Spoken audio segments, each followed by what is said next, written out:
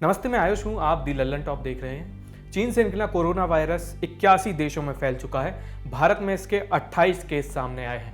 दुनिया भर के वैज्ञानिक और डॉक्टर इससे बचने के तरीके सुझा रहे हैं, लेकिन सोशल मीडिया के डॉक्टर अलग लेवल पर खेलते हैं। सोशल मीडिया और फेक न्यूज़ की दुनिया में एकदम अलग ही दवाइयाँ चलती हैं। वहाँ ऐसा दावा किया जा रहा है कि आर्सेनिकम एल्बम 30 नाम की होम्योपैथिक दवाई खाकर कोरोना वायरस से बचा जा सकता है।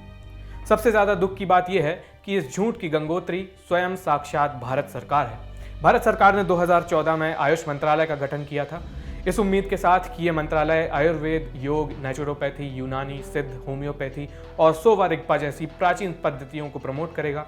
लेकिन यह मंत्रालय कोरोना वायरस जैसे गंभीर मामले पर होम्योपैथी और यूनानी दवाइयाँ प्रिस्क्राइब कर रहा है। कोरोना वायरस चीन में दिसंबर 2019 से फैल रहा है, लेकिन दुनिया का ध्यान इसके ऊपर जनवरी 2020 में गया।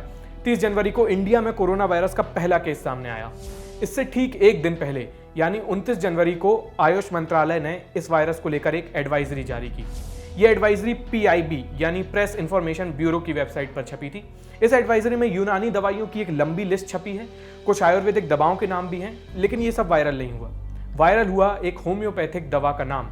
इसी एडवाइजरी के एक पैराग्राफ में आर्सेनिकम एल्बम 30 का जिक्र है।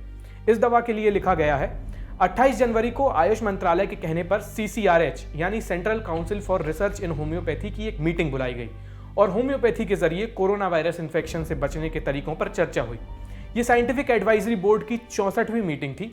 एक्सपर्ट्स ने यहाँ ये सुझाव दिया कि आर्सेनिकम एल्बम 30 नाम की दवा लेकर कोरोना वायरस से बचा जा सकता है। 3 दिन तक रोजाना खाली पेट इस दवा का एक डोज लेना है।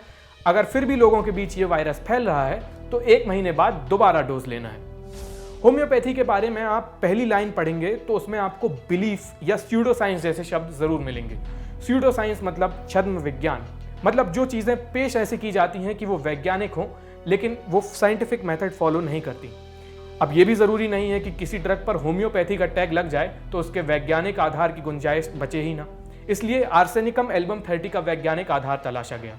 ऑल्ट न्यूज की सुमैया शेख ने इसकी पड़ताल की और ऐसी कोई भी स्टडी नहीं मिली जिसमें कोरोना वायरस और आर्सेनिकम एल्बम 30 का नाता हो, बल्कि कोरोना वायरस और किसी भी होम्योपैथिक दवा का रिश्ता बताने वाली कोई भी स्टडी नहीं है। पता नहीं CCRH ने कोरोना वायरस को लेकर कोई स्टडी की भी है या नहीं। अगर की है तो वो कहाँ छपी है। उन्हें पूरी दुनिया के साथ अपने रिसर्च पेपर साझा करने चाहिए ताकि कोरोना वायरस की वैक्सीन पर पसीना बहा रहे डॉक्टर्स को थोड़ी मदद मिल सके। आप सोच रहे होंगे कि अगर इस एडवाइजरी का कोई नतीजा नहीं निकला होगा, हम ऐसे ही बात कर रहे हैं, लेकिन देखिए कहीं आपके फैमिली ग्रुप में इस दवाई का नाम तो नहीं आया है। जमीन पर नतीजा यह है कि तेलंगाना का आयुष विभाग पोस्टर लगाकर यह दवा बांट रहा है। अधिकारियों के मुताबिक 3 मार्च तक 3500 लोगों को यह दवा दी गई। सोचिए, इन हजारों लोगों में से अगर कोई भी एक ऐसा केस हुआ जिसे कोरोना वायरस इन्फेक्शन हो जाता है और वो होम्योपैथिक दवाई के भरोसे चेकअप कराने नहीं जाता है तो वो कितनों के लिए खतरा बन सकता है। फिर क्या आयुष मंत्रालय इस गलती की जिम्मेदारी लेगा? वैसे तो आयुष मंत्रालय ने कुछ ढंग के प्रिवेंटिव मेजर्स भी लिखे हैं, जैसे कि पर्सनल हाइजीन मेंटेन करना, मास्क पहनना, हाथ धोना, आसपास के लोगों से दूरी बनाए रखना, लेकिन ऊल जलूल और बिना वैज्ञानिक आधार की बातें लिखने से बचा जा सकता था। उन्हें यह पता होना चाहिए कि कोरोना वायरस इन्फेक्शन एक गंभीर समस्या है और अब भारत में इसके कई केसेस आ चुके हैं। ऐसे में बेस्ट हेल्थ प्रैक्टिसेस को प्रमोट किया जाना चाहिए, उसको लेकर जागरूकता फैलाई जानी चाहिए, ना कि अंड बंड दवाओं के पर्चे बांटे जाने चाहिए। हालांकि मंत्रालय ने बाद में अपनी बात को लेकर सफाई दी। उन्होंने कहा कि हमने इन दवाओं से इफेक्टिव ट्रीटमेंट का दावा नहीं किया है। आप भी ध्यान रखें कि सर्दी खांसी की किसी भी आम दवा को कोरोना वायरस का इलाज ना समझें। खांसी, छींक, बुखार कोरोना वायरस के लक्षण हैं। ये वायरस से लड़ने का हमारे शरीर का डिफेंस मैकेनिज्म है। हो सकता है कोई दवा इन लक्षणों से छुटकारा भी दे दे, लेकिन लक्षणों से छुटकारा पाना और वायरस से छुटकारा पाना ये 2 अलग बातें हैं। वायरस को खत्म करने के लिए एंटीवायरल या वैक्सीन की जरूरत होगी। दुनिया भर के वैज्ञानिक वैक्सीन बनाने में लगे हुए हैं।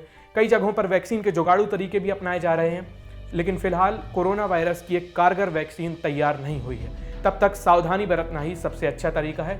आप दी लल्लन टॉप देख रहे हैं। अगर आप हमें फेसबुक पर देख रहे हैं तो हमारे पेज को लाइक कीजिए। अगर आप हमें देख रहे हैं यूट्यूब पर तो हमारे चैनल को सब्सक्राइब कीजिए और हमारी एक एंड्रॉइड ऐप है, उसे जाकर आप फुर्ती से डाउनलोड कर लें। ये वीडियो देखने के लिए बहुत बहुत शुक्रिया।